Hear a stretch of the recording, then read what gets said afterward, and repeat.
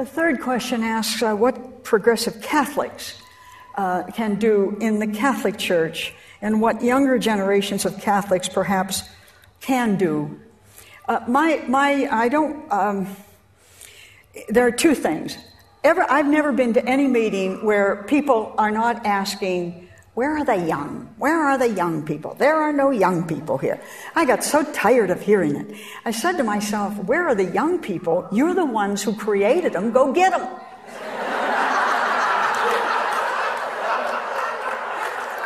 I really don't think that anybody ought to have a conference anymore in which you're allowed to come unless you take somebody with you who's half your age. We'll give you a price break on their ticket, you know? You have to bring them in. You have to be the one who opens up fields of conversation between you and that generation. That's what they think back. If we had time, I'd ask everybody in this room to stand up and tell me how you got into this stuff. And I know what it's going to be. I got taken to a YWCA meeting when I was 14. I got taken to the Girl Scouts in my parish. My grandmother used to hand out food every Sunday at the door. We've all had people drag us to the beginning of our spiritual lives. If we're allowing those young people to be out there without us, it's not their fault, it's ours. The other thing I'd want you to know is, and again, this is not to younger generations of Catholics, even though it's asked that way, I would argue that we're in a huge state of transition in all churches. You know, we're living in a century unlike any since the 13th to the 16th century. Now, you have to put up with me. I'm a slightly used history teacher. So any time I begin to look, I'm forever looking down long, long roads. In the 13th and the 16th century, two things happened that had never happened before. Every single institution, every formal institution in the society began to crumble and change. Where are you? You are living through the crumbling of every institution in your pre-1960 life. Economics has just changed. Have you noticed? Governance and our theories of governance have changed. Education is changing. Marriage has changed. Sex roles, gender roles have changed. All the major pillars that we thought would never change have all shifted in our generation. What does that mean? It means we're in a state of transition, and transition is exactly what it says. Transition does not deal easily with people who cannot bear ambiguity.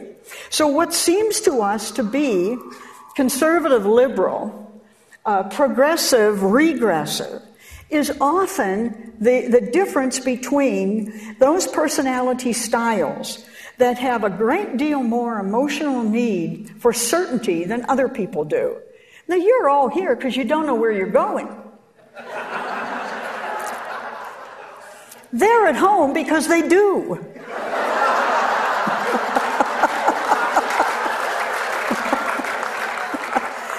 So you're doing the work of God in beckoning the whole rest of the world to come with us.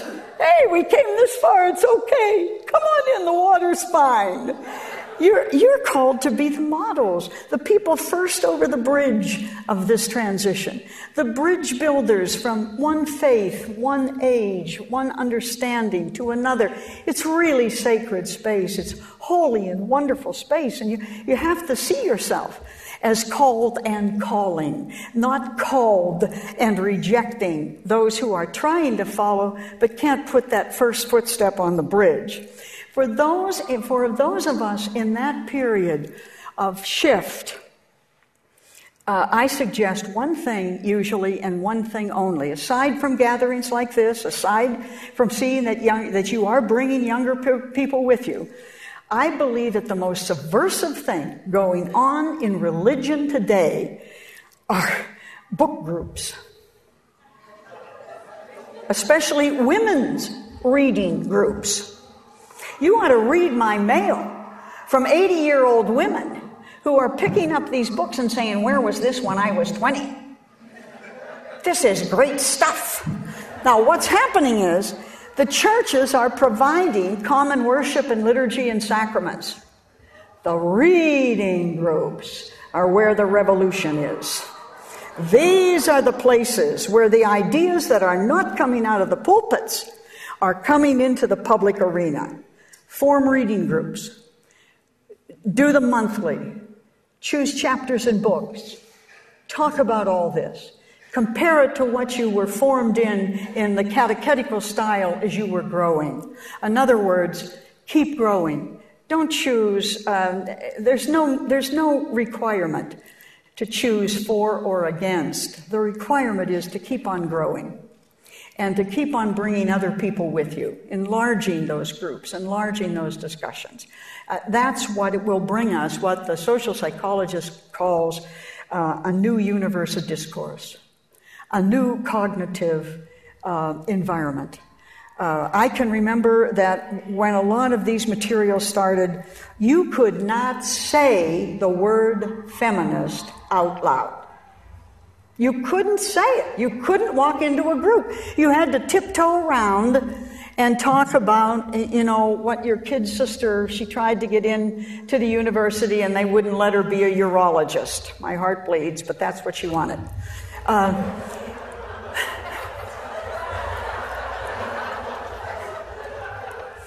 Now, this is what the Victorians called common parlance. We know we have to deal with it. We want to deal with it. We're watching people deal with it. We know that the next generation, that younger generation, is dealing with it very different now than we have because they have grown up with it. They've also grown up with interracial education. They don't have the hang-ups of our generation. So there are some things I'm trying to say that you must just allow to grow, but you must keep them growing in substance. And you get that substance from the thinkers who went before you and wrote it down. Finally, it may be finally, what about the Inquisition? Well, yeah. It's pretty obvious, isn't it, that, if you really wanted to know the quality of somebody's religious life, would you only choose the religious communities of one country? Ever think of that? Why would you just zero in on this one group of religious? It has to be because they're someplace you don't want them to be. And where these women are is in a state of adult agency.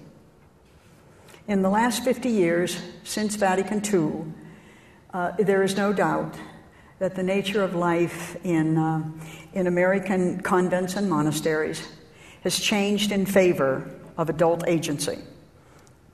Women who make decisions, who do not have to be mothered, who are not controlled every single day, who are not herded like cats from one building to another, who are not in uniforms designed to make their personalities invisible, who have emerged as women ministers of the Word of God. Now, having said all that, it's also true that the Inquisition is in progress. You can't stop it. It has been called and it's going on. I probably don't know a lot more about it than you do from reading the papers. But I do know that the women religious around the world have been breathtakingly strong, clear. Women religious all over the world, including in Rome itself, have written public declarations and letters signed in support of American women religious. There's a letter from the Asian Pacific region. There are letters from religious communities in Europe. There's a new letter, as I understand it, being raised in South America. American Catholics and far beyond Catholics, American Christians and Jews in particular, have written petitions of support saying, what are you talking about? Everywhere there's pain are women religious. Why? Why would you be worried about that? So what is happening now, as I understand it, is that women religious, in looking at this huge survey, simply took a copy of their constitutions. Now, constitutions are, for a religious community, are exactly what they are for a country. You take your basic set of ideals, which in our case, in the case of Benedictines, our rule was written in the 6th century. Now, you can't live a 6th century pattern of life in the 21st century. So you take the values that you are preserving and you adjust them to these schedules, these works, this economy, this financial situation. As I understand it, they've taken copies of these constitutions, which were approved in Rome after Vatican II, sent them back with a nice letter that says, if you want to know the quality of our life, read the book. That's what we're living. Read the book. We don't need to do these isolated things. Where will it go? I don't know, but I have great faith, great hope that the goodness itself is its own witness, and it's going to be pretty hard, I think. I don't think you can go back. I don't think you're going to get the toothpaste back in the tube. If that's what you want to hear me say, I'm telling you, check the toothpaste. I don't think it's going, kids. I mean, hold your breath. It's all there. And how accelerate interfaith work? Find yourself another Catholic, another Hindu, another Buddhist, invite them to supper. Make sure that what is here, you're modeling when you leave here. Create these groups yourself. Bring them in. Examine one another's spiritual documents.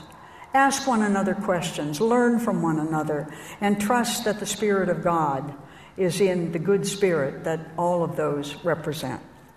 That's as much as I can say about those particular set of questions.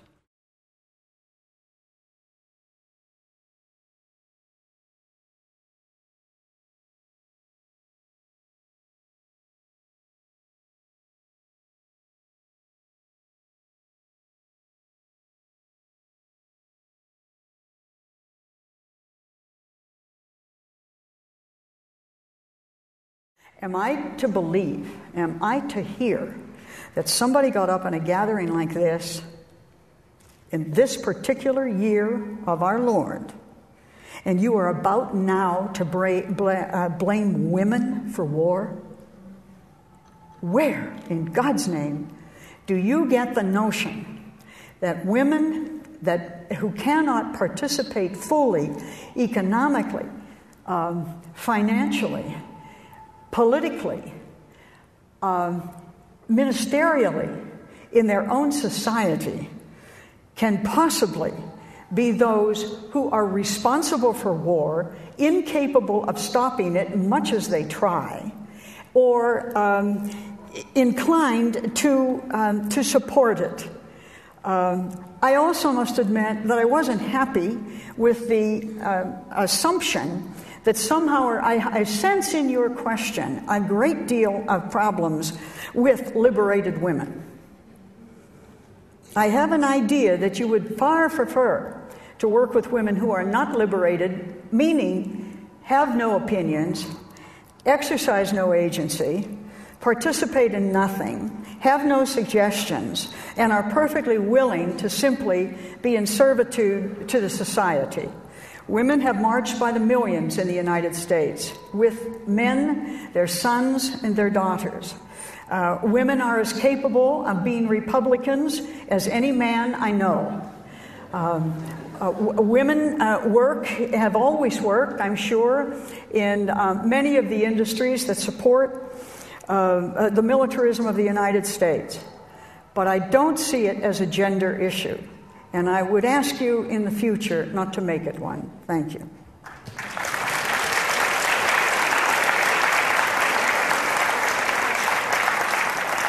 The question of the ethical decisions of science is a huge one, and I see it as one of the major questions of the 21st century. There's nothing creative in that. Who wouldn't say the same thing? I do not believe that ethical decisions can be arrived at quickly or carelessly. I think they emerge over time. I think we make grave mistakes when we come down with hard and fast ethical answers too quickly. And I do believe that we're going to have to adopt another form of spiritual guidance there. I think we have to say, this is what we know about this. This is the guidelines we think might work right now. But stay tuned, because we're not absolutely certain. When we need to speak out, we must speak out. But just to be against everything right at the beginning, before nothing else happens, you hear people agonized about that. They say, remember that you tried to stop dissection. You didn't want surgery. There are all sorts of ethical decisions that were passed down from religious communities to the scientific community that did as much a disservice to the religious community over time as it ever did to the scientific community. So there is no doubt whatsoever that everything that can be done doesn't mean that it ought to be done. And the important thing is that the ethical positions of the whole human community, and especially its religious leadership, be brought to bear on those questions. And I think science must be open to that ethical evaluation. I think religion must be open to the scientific controls and applications. If that sounds like a non-answer, it doesn't mean to be. The answer is you can't stop it. You cannot stop it. And yet we must be there. We cannot set up another Mengele world. We are not here to experiment on human beings scientifically for the sake of the super race, and we could be very close to exactly that kind of attitude, but I doubt it. I do not think that our scientific community is unethical. I think they work very long and very hard, and they get more criticism for what they don't release too fast than for what they do release too quickly. They'll hold a therapy back for years to make sure that it really is a therapy. Do you understand what I'm trying to say here? Yes, this is one of the most difficult questions. Moving through this one a step at a time is like walking with one step in hell. But we have to walk that path so that our science has the highest of human ends and the clearest of spiritual support. The message to Copenhagen would certainly not be different than anybody here, I hope. It seems to me, I'm one of those people who really believe that it is imperative that we make changes, and considerable and significant changes, that we make them immediately and that we make them globally. My concern will most of all be with the American delegation. That's for what we have the credentials. And my concern is about America's role here and America's degree of responsibility. I worry a lot about the influence of corporate profits over human profits in this arena. And so my message will be basically, we want to know what you're doing at this point. We want you to know we're watching. And we will not stop watching. And we will not stop calling America to a higher degree of morality than we have seen in these last 20 years.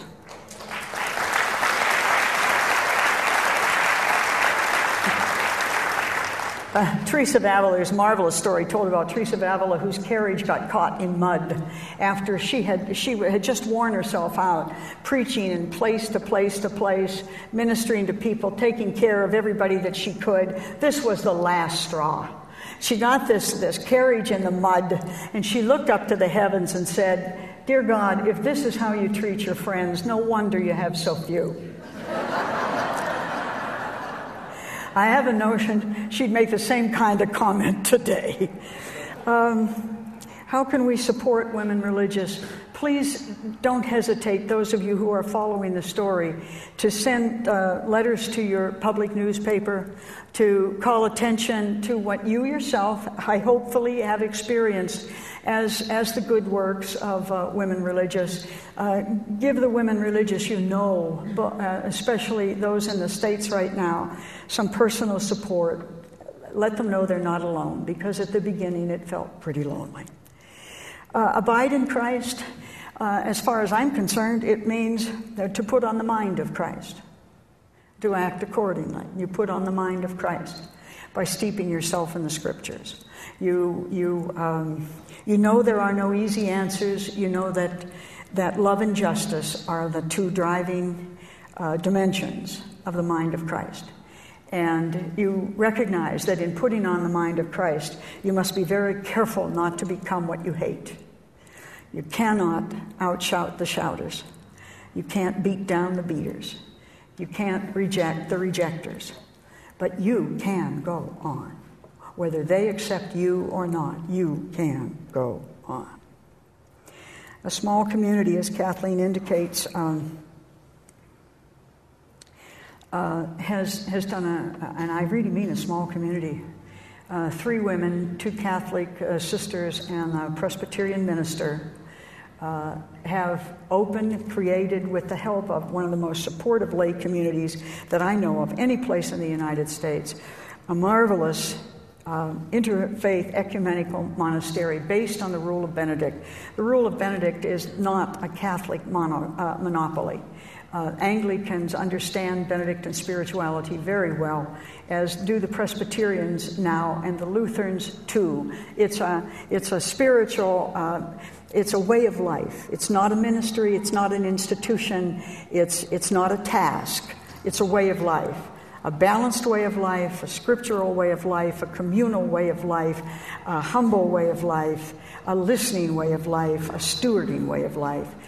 I have called it for the last 20 years. I have said 20 years ago that the Rule of Benedict was the spirituality for the 21st century, at least in the Christian world, and I recommend it to you in your own search. And finally, what do we mean when we're talking about an age of religion becoming an age of spirit? Well, let's go back to the very first question. We're in a transition.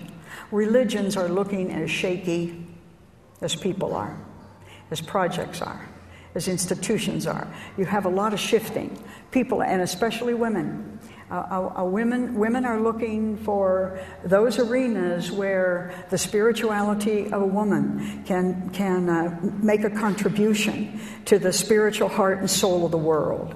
So we are moving from a simple commitment to religious institutional practices to practices that encourage or sustain the spirit. So you see a lot of things now. You see ordained clergy, Protestant clergy women bonding very strongly, for instance, in the United States with monastic communities, because ironically enough, it's Catholic communities of women that have the longest and most ancient history of great women saints and prophets.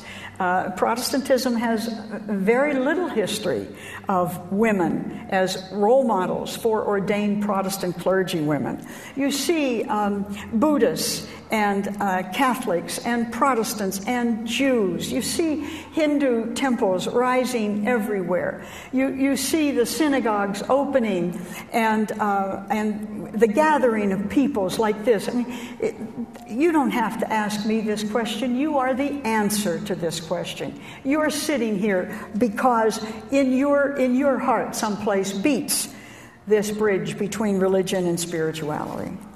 I want to thank you for taking your time. I have no idea what it was about, but isn't it nice that we saw one another?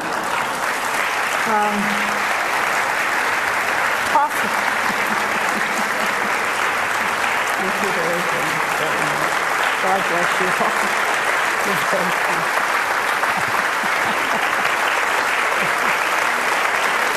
God bless you. That's very kind. It's very kind. No, go. Thank you. Thank you very much.